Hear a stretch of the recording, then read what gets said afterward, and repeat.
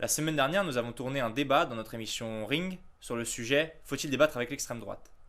Nous y recevions Louis Boyard, jeune homme de gauche, chroniqueur sur Touche pas à mon poste, et Georges Jordi, ancien journaliste de VA+, qui travaille aujourd'hui à Livre Noir. Voici ce que ça a donné. Il n'y a aucune forme de violence. Je suis très détendu, Par contre, le fait que tu aies raconté un nombre de bêtises ahurissantes à la minute, c'est factuel. Je suis très détendu, Concernant Marx... Et ce débat, il m'a fait me poser pas mal de questions.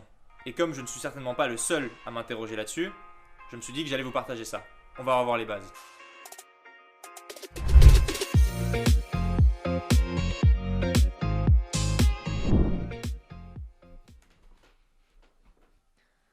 C'est bon, je crois que j'ai les bases, je vous explique. Pour cette vidéo, j'ai eu recours à des sources diverses. Je me suis beaucoup inspiré de travaux d'autres chaînes YouTube. Je vous indiquerai ici, en haut à droite, au cours de la vidéo, leur travail. J'ai surtout à nouveau interrogé deux chercheurs. Le premier, c'est Olivier Dard. Il est agrégé et docteur en histoire et il enseigne à la Sorbonne à Paris. La deuxième, c'est Virginie Martin. Elle est politologue, elle enseigne à Kedge Business School et elle a rédigé une thèse sur le Front National. J'ai eu envie de balayer trois questions. D'abord, de quoi on parle quand on parle de l'extrême droite, comment on la définit. Deuxièmement, quelle est son histoire et quand le terme apparaît-il. Troisièmement, quelles en sont aujourd'hui les caractéristiques. Comme à chaque fois, avant de parler de quelque chose, il faut définir de quoi on parle. Alors, de quoi s'agit-il quand on parle d'extrême droite? Et avant ça, comment définir la droite et la gauche? Historiquement, ces deux termes de droite et de gauche apparaissent au moment de la Révolution française. Lors de la première Assemblée nationale en 1789, à la droite du président de l'Assemblée s'asseyent ceux qui sont pour le veto du roi contre les décisions de l'Assemblée nationale, tandis qu'à la gauche du président s'asseyent ceux qui y sont opposés. Je ne m'étends pas plus sur les différences entre droite et gauche, mais je vous recommande chaudement une vidéo de la chaîne Zizi Mittel sur ce sujet. D'ailleurs, si vous ne connaissez pas cette chaîne, c'est une pépite de vulgarisation politique, matez-moi ça. Maintenant qu'on sait quand apparaissent les termes droite et gauche, on va pouvoir avancer. C'est parti pour la prise chronologique. Historiquement, ce qu'on appellerait l'extrême droite, ce sont des monarchistes légitimistes.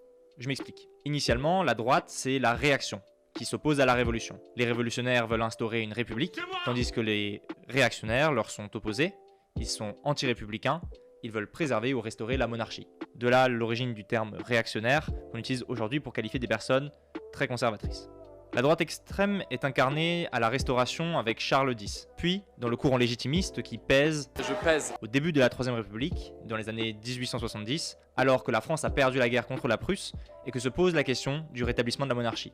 En 1886 et 7, la République souffre sous de nouveaux coups de boutoir avec la crise boulangiste. Les partisans du général Boulanger estiment que la République est faible et qu'elle ne se préoccupe pas assez de la question de la revanche face à l'Allemagne. Ils considèrent qu'un homme providentiel, en l'occurrence le général Boulanger, serait une solution, plutôt que de réinstaurer la monarchie. Simplement, le général Boulanger, malgré de multiples succès aux élections entre 1888 et 1889 et une aura incontestable dans le pays, va décevoir ses partisans, la République parlementaire va réagir et, de ce point de vue, la crise boulangiste, loin d'affaiblir la République parlementaire, en réalité, est une crise qui renforce le modèle de la Troisième République. En politologie, quand on parle de la droite, on se réfère souvent aux trois droites de René Raymond. René Raymond identifie une droite légitimiste, qui est contre-révolutionnaire, comme par exemple les monarchistes ou le régime de Vichy, une droite orléaniste, c'est-à-dire libérale, comme l'était par exemple Valéry Giscard d'Estaing, et une droite bonapartiste. Pas une question de taille, c'est pas la taille qui est importante. C'est-à-dire césariste, qui croit dans le culte d'une personnalité, du chef. Au tournant du siècle, émerge une nouvelle famille politique au sein de la droite, la quatrième, le nationalisme, qui est incarné par exemple par Maurice Barrès ou Charles Maurras. Le nationalisme prend toute son ampleur avec l'affaire Dreyfus, qui revêt un caractère antisémite, mais qui est aussi une affaire d'espionnage supposée au profit de la Prusse. L'Action française est créée en 1898, d'abord contre les Dreyfusards, mais devient nationaliste sous l'influence de Charles Maurras. Outre l'affaire Dreyfus, le deuxième temps fort du nationalisme, c'est le temps des ligues. La Ligue Pokémon. La Ligue de l'Action française, qui est son organe de propagande et de recrutement, née en 1905, et prend parti pour les catholiques contre les anticléricaux au moment de la loi sur la séparation de l'Église et de l'État en 1905. Ce point sur les ligues me permet un bref détour sur les différences avec le fascisme. La forme politique du nationalisme, c'est la Ligue et pas le parti. D'ailleurs, l'Action française refuse de participer aux élections par principe. Comme on le remarque, elle n'y a pas survécu. C'est l'une des différences fondamentales avec le fascisme, qui a compris l'importance des masses et qui est devenu, à partir des années 1920, des partis puis des régimes qui sont responsables de la Seconde Guerre mondiale. Après 1945, les droites nationalistes sont marquées par l'opprobre de la collaboration du régime de Vichy. La reconstruction est lente et elle s'effectue sur deux piliers, l'anticommunisme et les guerres de décolonisation avec l'Indochine et l'Algérie. En France, un moment important de l'histoire de l'extrême droite au XXe siècle, c'est la création en 1972 du parti Front National, entre autres par Jean-Marie Le Pen, qui est parvenu à agréger plein de groupuscules autour d'un parti. Et si ce parti est certes cantonné à environ 1% des suffrages au départ, il connaît quelques succès électoraux dans les années 80. En 1995, le Front National remporte même 4 mairies, dont la ville de Toulon. Une réussite qui fait considérer à certains historiens que c'est à ce moment-là que le Front National cesse de représenter un vote contestataire pour devenir un vote d'adhésion. Maintenant qu'on a examiné l'histoire de l'extrême droite en France, on peut en tirer des leçons sur les caractéristiques qui transcendent son évolution. Deux aspects sont constants. D'abord, un discours identitaire. Le nationalisme glorifie un passé idéalisé et tient un discours sur la décadence supposée de l'état actuel du pays. En général, alors quand on dit extrême droite, qu'est-ce qu'on entend par là? Généralement, on comprend dans l'extrême droite, et notamment en Europe occidentale et en particulier en France, des mouvements qui sont relativement basés sur le nationalisme, la nation, l'identité d'un pays très fortement, comme si un peu l'identité de ce pays devait être préservée à tout prix, dans son unicité notamment. C'est pour ça que souvent on dit que l'extrême droite finit par être raciste, puisque son pendant, c'est de dire attention, s'il y a trop d'immigration, l'unité du pays, cette unité nationale va être fragmentée, va être abîmée, va être entachée. Charles Maurras insistait sur les 4 États confédérés en accusant les juifs, les protestants, les francs-maçons et les métèques, c'est-à-dire les étrangers.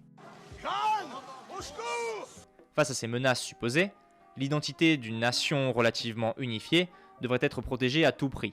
De là découle également la xénophobie, car l'étranger pourrait représenter une menace. Le nationalisme se pense comme une régénération du pays réel sur un pays légal qu'aurait imposé la République.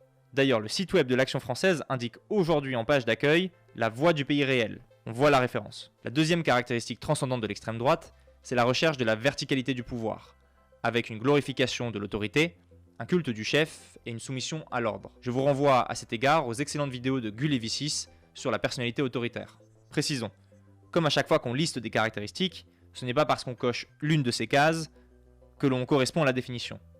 En revanche, toutes les personnes qui correspondent à la définition ont tendance à cocher toutes ces cases. Vous me suivez? Bon, et alors maintenant, avec ces bases, on fait quoi? Le sujet est brûlant au moment où nous tournons cette vidéo, et qu'il vaut toujours le coup de prendre du recul historique, ce que nous venons de faire. Maintenant, restons sobres sur les enjeux contemporains. D'abord, la question de la violence. Si le nationalisme n'a pas du tout le monopole de la violence, ni dans l'histoire, ni aujourd'hui, on ne peut éluder qu'il y ait une menace terroriste nationaliste qui soit régulièrement pointée par la DGSI, et qui se soit même par exemple concrétisée en Allemagne. Deuxième enjeu, la confusion sur les termes. La droite accuse la gauche de dévoyer ces termes d'extrême droite, en traitant tout le monde de facho, de collabo ou d'extrême droite, en intervertissant ces termes et en rendant confuses les nuances politiques. De l'autre côté, certains à droite confondent aussi les notions, en restreignant l'extrême droite aux nazis, qui seraient les seuls racistes, ou aux monarchistes, qui seraient les seuls anti-républicains. Alors que les caractéristiques sur lesquelles s'accordent les chercheurs, y compris de droite, et qu'on a listées, c'est-à-dire un certain discours sur l'identité, la décadence, le culte du chef et de l'autorité, on les retrouve y compris dans d'autres mouvances politiques, par exemple chez Éric Zemmour, Marine Le Pen ou Nicolas Dupont-Aignan. Troisième enjeu, la manière dont on doit agir et se comporter vis-à-vis de l'extrême droite.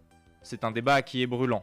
En découle la question de débattre ou non avec l'extrême droite. Il semble que ce soit un choix personnel. Certains militants de gauche, considérant qu'ils préfèrent ne pas s'y associer, donner de la visibilité, qu'il est impossible de discuter avec quelqu'un qui serait de mauvaise foi, ou que le paradoxe de la tolérance veut que trop de tolérance tuerait la tolérance. D'autres considèrent que la lutte doit s'effectuer sur tous les terrains, et qu'il vaut mieux prendre la parole pour imposer ses thèmes que pratiquer une politique de la chaise vide. C'est la position que nous défendons au crayon. J'en ai terminé, gardez en tête que c'est un sujet que je n'ai traité qu'en surface, c'est les bases quoi. Il y a d'autres sources, comme je vous l'ai indiqué pendant la vidéo et en description, et si vous voulez vous forger votre propre opinion, abonnez-vous et regardez le ring qui sort sur ce sujet. C'était Jules pour le crayon, maintenant sortez d'ici.